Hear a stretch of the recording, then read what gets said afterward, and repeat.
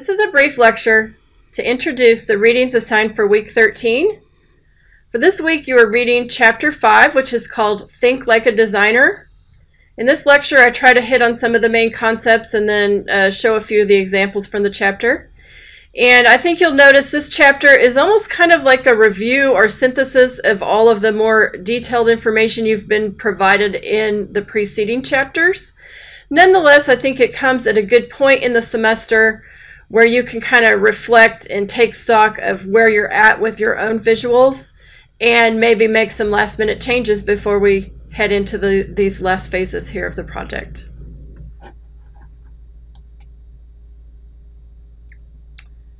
So starting out here, one of the key concepts in this chapter is form follows function.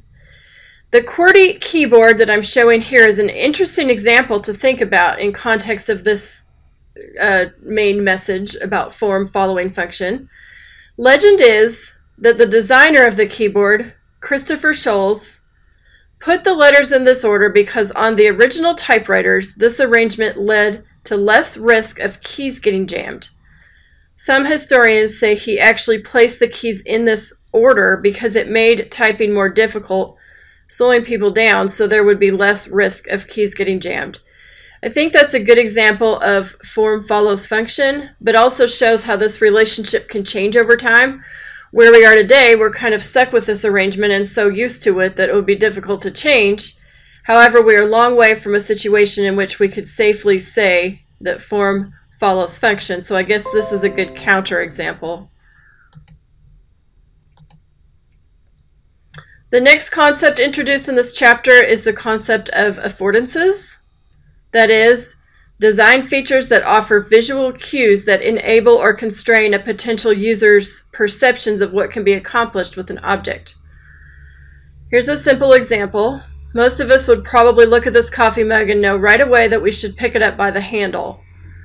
This feature is not just for aesthetic purposes, but functions to enable the user to grasp the mug without getting burned on the hot surface they might have to grab if the mug did not have a handle.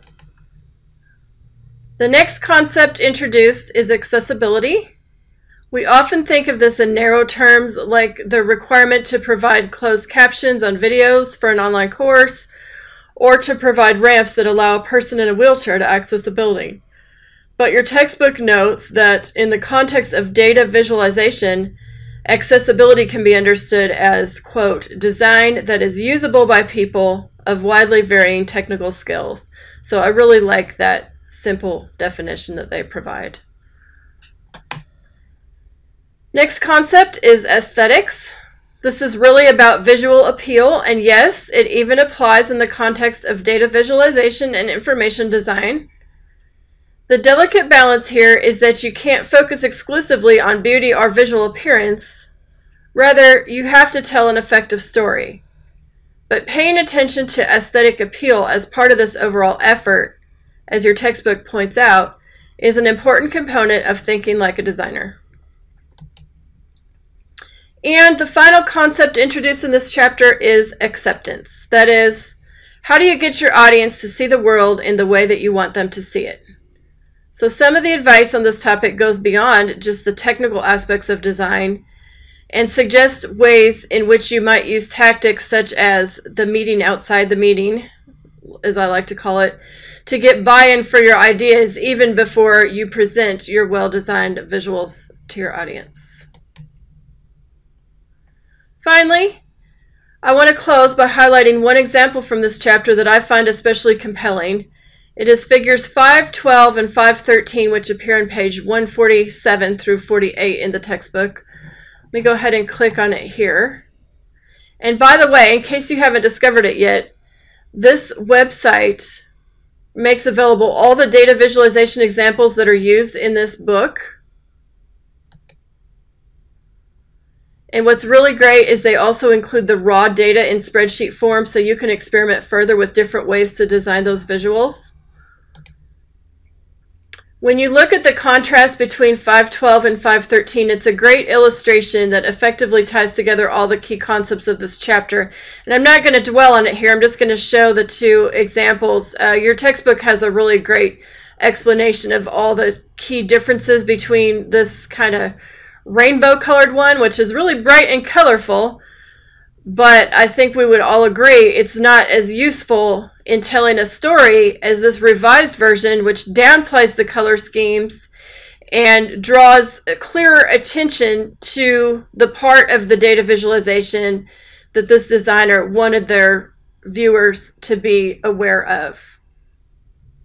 So this redesigned visual that we get in figure 513 that I'm showing here is simple, accessible, inviting, visually appealing, and easy to interpret. And when I share this week's lecture, I'm also going to put in Blackboard a link to this website so that you can all have access. Like I said, it's a really great website because it has every example from this whole textbook of the different visuals that she uses, and it includes all of the original Excel data so that you can play around with these yourself. I kind of wish I would have discovered this resource earlier. So that's it for this week's brief lecture.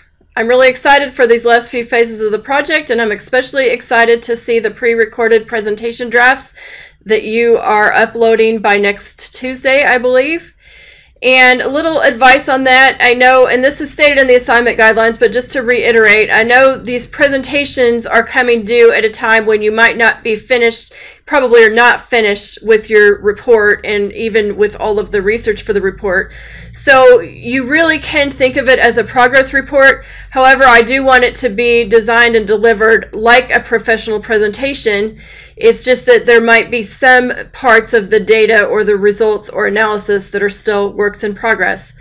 So please feel free to get in touch with me if you have any questions as you deliver those presentations. And I really look forward to not only watching your presentations, but seeing the feedback that you all give to each other. And just to reiterate, even though this is stated in the assignment guidelines and discussion forum, I do expect each of you to watch all of your classmates' presentations. We've only got 6 people in this class, so it should be manageable. And I'm hoping this is a great opportunity to check in with each other and share the great work that you're all doing this semester.